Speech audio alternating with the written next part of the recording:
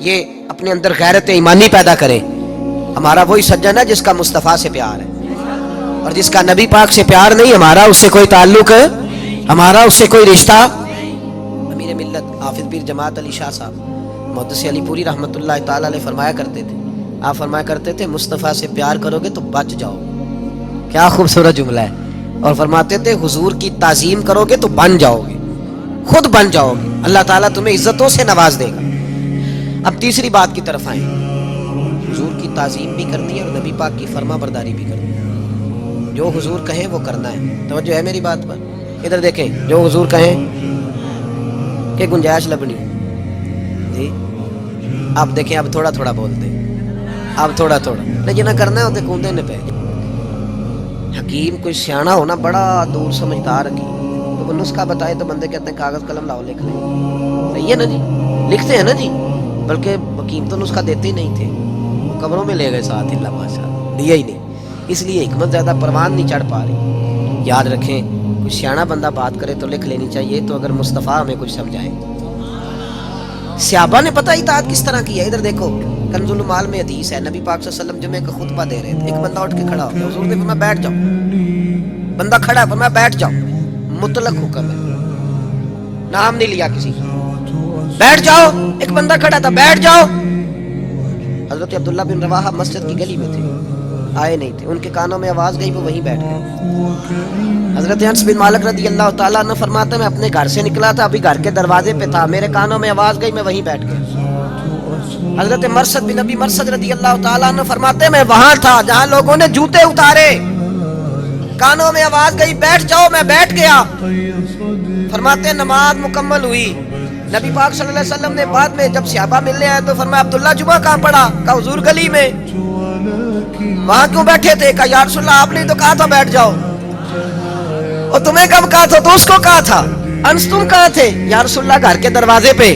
کیوں؟ حضور آپ نے تو کہا تھا بیٹھ جاؤ.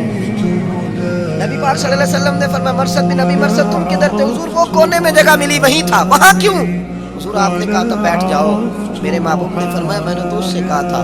حضور آپ نے نام نہیں لیا، جس کے کان میں آواز گئی وہ یہی سمجھا کہ میرے لیے حکم ہو رہا ہے. یہاں نام لے کے نامینیٹ کر کے بھی حکم کرو تو بندے کہتے ہیں وہ دوسرا نہیں کر سکتا. وہ ساری شریعت معاذ اللہ میرے لیے. حضور نے مطلق کہا، مطلق. بلکہ بخاری شریف میں اسی مضمون کو مضبوط کرتی اور حدیث موجود ہے. مسجد نبوی شریف میں ایک دروازہ تھا جہاں سے بیویاں آیا کرتی تھی نماز پڑھنے. حضور کے زمانے میں عورتیں بھی مسجد آتی. حضرت عمر نے منع کر دیا اور محبوب نے فرمایا میرے طریقے پہ بھی چلنا، میرے خلفاء کے طریقے پہ بھی عمل کرنا. نبی پاک نے منع، حضرت عمر نے منع کر دیا. اب عورتیں مسجد میں نماز پڑھنے، توجہ کریں، مسجد میں نماز پڑھنے کیوں؟ حضرت عمر کہنے لگے نبی پاک کا جو زمانہ تھا وہ بڑا ہی پاکیزہ تھا، اب کچھ نئے لوگ بھی آ گئے، اب دور نبوت سے کچھ پیچھے معاملہ ہے. فرمانے لگے مجھے فتنے کا ڈر ہے، عورتیں اگر مردوں کے ساتھ مسجدوں میں آئیں گی تو فتنہ پیدا ہوگا. بی بی عورت مسجد میں مرد کے ساتھ آ کے نماز پڑھے تو فتنہ پیدا ہوتا ہے، تو بازار جائے تو پھر تو میرا خیال ہے کوئی نہیں فتنہ پیدا ہوتا. گلیوں میں پھرے پھر تو خیر ہے، چوکوں چوراہوں میں جائے پھر معاذ اللہ خیر ہے. وہ دفتروں میں جا کے کام کاج کرے، ڈیوٹی کرے. آج تو بیویوں کو مغالطہ دیا جاتا ہے نا کہ تم شانہ بشانہ ہو، تمہارے برابر کے. میں کالج جا رہا تھا، پیپروں کے دن تھے، غالباً بی اے کے ہمارے ایگزام ہو رہے تھے، تو میں اسٹوڈنٹ حضرات بس کو ہاتھ دیا، چڑھ گئے. چند لمحے گاڑی چلی تو آگے بچیاں بھی کھڑی تھیں، ہاتھ دی انہوں نے بھی. تو گاڑی کا جو کنڈکٹر تھا وہ کہنے لگا بیٹے اندر جوان ہے لڑکے، تو آپ پچھلی بس کہنے لگی ساڈے بھی برابر دے.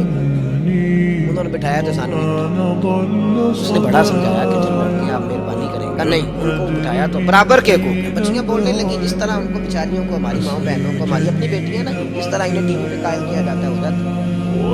اس نے بٹھا لیا، بس بھری ہوئی تھی. جب اندر آئیں تو پکڑ کے کھڑی ہو گئی سیٹوں کو. لڑکے بیٹھے تھے تو کہنے لگی اٹھو، شرم نہیں آتی، عورتوں کو جگہ دو. تو ایک لڑکا بولا، کہنے لگا تم خود ہی تو کہہ رہی تھی برابر کے حقوق، ہم کھڑے ہو سکتے ہیں تو تم نہیں کھڑی ہو سکتی. برابر کے حقوق تو کھڑی ہو، ہم بھی تو کھڑے ہوئے ہوتے ہیں نا، کیوں پھر مانگتی ہو جگہ؟ تو ایک بزرگ کے وہاں سے بولے، مجھے آج تک بات یاد ہے، وہ کہنے لگے بیٹے برابر کے حقوق نہ مانگو، عزت والے حقوق. ہمیں ہمارے دین نے عزت والے حقوق دیے. برابر الرجال قوامون علی النساء، مرد عورتوں پہ افسر ہیں. اللہ تبارک و تعالیٰ نے عورت کی ڈیوٹی نہیں لگائی جا کے کما کے لائے باہر جائے، عورت کو عزت دی، تو وقار کے ساتھ گھر میں بیٹھ اور بچوں کی پرورش کر، ملے گا کیا؟ میرے محبوب نے فرمایا جنت ہی تیرے قدموں کے نیچے رکھ دی ہے۔ خامن کی ذمہ داری ہے وہ جائے، لیکن بچیوں کو مغالطہ دیا جاتا ہے، گڑبڑ ہو رہے معاملات، عام دام برسرے، مطلب حضرت عمر نے منع کر دیا اس دروازے سے عورتیں آتی ہیں، مرد نہیں آئے، علت ہے۔ نبی پاک صلی اللہ علیہ وسلم کے زمانے میں بیویاں آتی تھی تو مرد اس دروازے سے نہیں گزرتے تھے، نبی پاک نے منع کیا بھی یہاں سے نہ گزرنا، یہاں سے عورتیں آتی ہیں، توجہ ہے نا میری بات پر۔ حضرت عبداللہ ابن عمر رضی اللہ تعالیٰ عنہ اس دروازے سے گزرتے نہیں تھے، حالانکہ آپ کے گھر کے قریب مسجد کا وہی دروازہ تھا، آپ اوپر سے ہو کے آتے دوسرے دروازے سے، تو صحابہ کہنے لگے عبداللہ یہاں سے گزرا کرو، یہ قریب ہے تمہارے۔ تو حضرت عبداللہ ابن عمر رضی اللہ تعالیٰ عنہ فرمانے لگے نبی پاک نے منع کیا تھا اس دروازے سے گزرنے سے، میں نہیں گزروں گا۔ انہوں نے کہا وہ تو اس لیے کیا تھا کہ عورتیں گزرتی تھیں، اب تو نہیں گزرتی۔ تو کیا جواب ہے حضرت عبداللہ ابن عمر کا، اور کیا فرما برداری ہے۔ کہنے لگے مجھے وجہ کا نہیں پتا، مجھے وجہ کا نہیں پتا کیوں منع کیا تھا، کس لیے منع کیا تھا، مجھے تو اتنا پتا ہے کہ میرے نبی نے منع کیا تھا، اب بیبیاں گزرے چاہے نہ گزرے میں زندگی بھر نہیں گزروں گا، کیونکہ حضور نے، ہم نے نہ کبھی قطرے پہ غور کیا اور نہ دریا دیکھا، بس جہاں تیری جھلک دیکھی وہیں ڈوب گئے، ہمیں اس بات سے غرض نہیں، حضور نے کہہ دیا نہیں گزرنا تو لہذا نہیں گزرنا، بات ختم ہو گئی۔ بھائی یاد رکھیں اطاعت فرما برداری، اور صحابہ تو ان چیزوں میں بھی فرما برداری کرتے تھے جن میں لوگ دیوانہ سمجھنے لگ، کہتے مجنون ہو گیا بندہ۔ حضرت عثمان غنی رضی اللہ تعالیٰ عنہ ایک جگہ سے گزرے، گھوڑے پہ بیٹھے، ایک درخت آیا تو یوں گردن جھکا لی، سمجھدار آدمی تھے، تاجر تھے، مالدار تھے، زیرک تھے، سپہ سالار تھے، اور پھر امیر المومنین بنے، لاکھوں مربع میل پہ حکومت ہے، گھوڑے پہ گزرے تو گردن جھکا۔ توجہ ہے میرے بھائیوں کی، یہ حسن ہے دین کا، حسن ہے۔ ہم تو سوال جواب میں زندگی گزار دیتے ہیں، حکمتیں سمجھنے میں ساری عمر لگا دیتے ہیں، گردن جھکا کے گزرے۔ تو صحابہ نے کہا عثمان غنی کیا ہوا، گردن کی جھکائی؟ فرمانے لگے ایک دفعہ میں نبی پاک کے ساتھ گزرا تھا تو یہاں درخت تھا، اس کی ٹہنیاں جھکی ہوئی تھی، تو حضور ذرا گردن جھکا کے گزرے تھے۔ تو کہا جناب اب تو درخت کوئی نہیں، آپ نے گردن کیوں جھکائی؟ فرمایا مجھے درخت کا نہیں پتا، میں نے تو محبوب کی ادا کو ادا کیا ہے، میں نے تو ادا کو ادا کیا ہے، مجھے نہیں پتا کہ بات۔ اپنے اندر یہ تبدیلی لائیں میرے بھائی، ہم نہ دیکھیں نا، امامہ باندھنا حضور کی سنت ہے، داڑھی رکھنا نبی پاک کی، کوئی بندہ اگر آپ کو کہہ دیتا ہے کہ آپ کو اچھی نہیں لگتی تو اسے نہ لگے میرے نبی کو تو اچھی لگتی ہے نا۔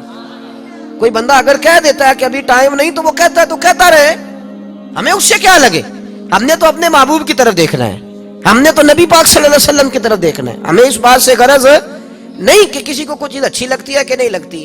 اب چوتھی بات کی طرف آئے، حضور کے دین کی خدمت کرنی ہے، نبی پاک کے دین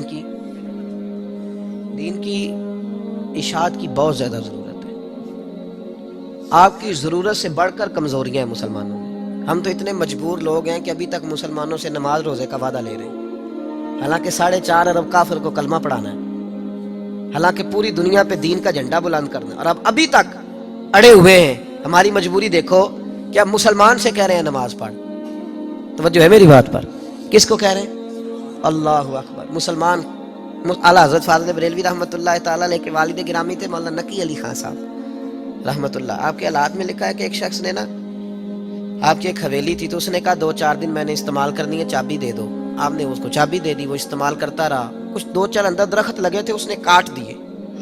آپ ایک دن گئے تو فرمایا درخت کدھر گئے؟ اس نے کہا جی وہ ذرا ضرورت تھی تو میں نے کاٹ دیے، سین کھلا۔ فرمایا میری زمین تھی، مجھ سے پوچھا ہی نہیں، یہ کہا رونے لگ گئے، 2 منٹ کے بعد رو پڑے۔ اس نے کہا جناب یاد کیا آیا؟ آپ فرمانے لگے